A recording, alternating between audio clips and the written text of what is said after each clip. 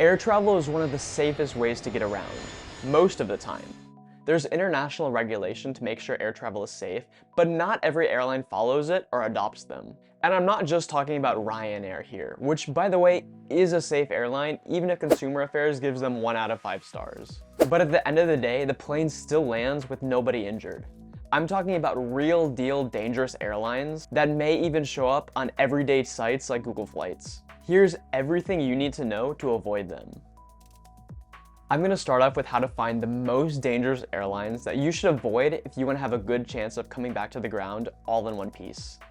If you're flying in the US or Europe, good for you. For the most part, all of the airlines flying there are highly rated with safety. But if you're traveling around other places, say flights inside Africa or flights through parts of Asia, you might want to double check just exactly what airline you're buying a ticket from. Just because they're on Expedia and have a fancy website doesn't mean they're risk-free. Finding the worst airlines is actually pretty easy because they're banned in the EU or blacklisted in the US. Getting banned or blacklisted is, well, pretty bad and a big deal. And way more airlines are blacklisted than you might imagine.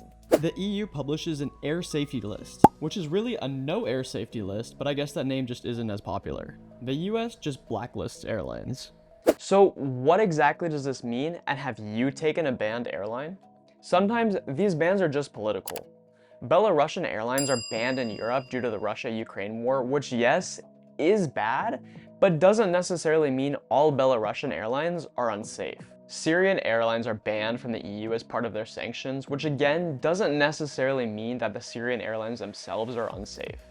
However, there are a lot of airlines out there that actually are quite unsafe.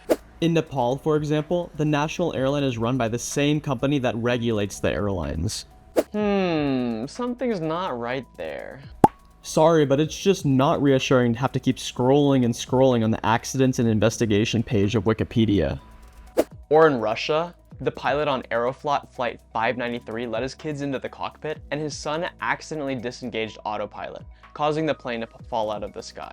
Or in Suriname, Blue Wing Airlines had verified evidence of serious non-compliance according to the French government, resulting in quite a few too many airplanes falling out of the sky for my comfort.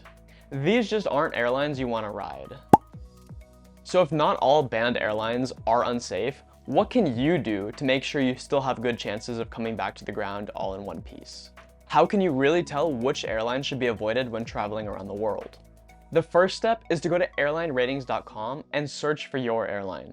And a lot of airlines aren't rated here, so make sure to watch out for the other steps too. This tool gives airlines a rating out of 7 stars, based on safety.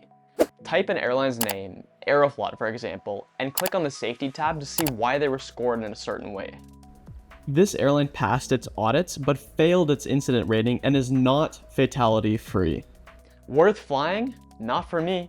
So what if you're flying on one of the many airlines that aren't listed here?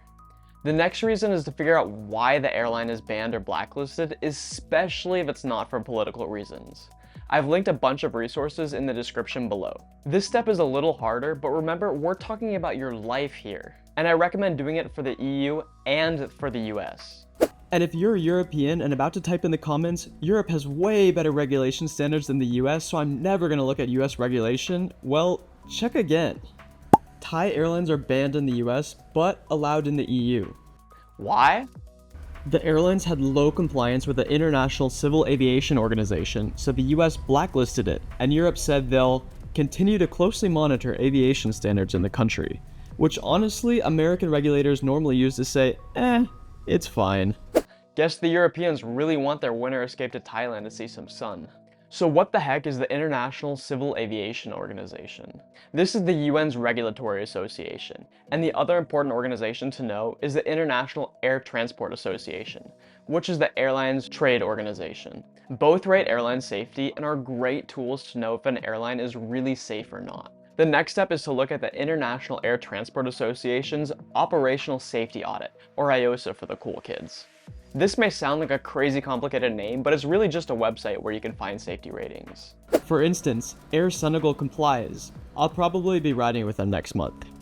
If the airline's name doesn't show up, like Nepal Airlines, This is really not the best, and if you still think this airline is your best travel option, it might be worth doing a little more research before potentially risking your life.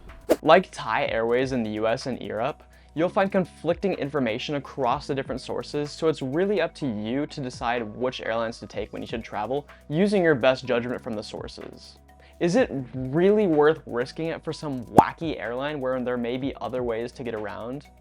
Up to you, but hopefully you have a much better understanding about how many airlines out there that are bad, and you have a better idea about how to choose a safe one so you don't end up in the next news article. Have you flown on an unsafe airline? If so, share your thoughts and experiences with me in the comments. I want to hear. If you enjoyed watching this video, I recommend checking out my cheat tips for Google Flights, which you can find right here. Thanks for watching. Bye.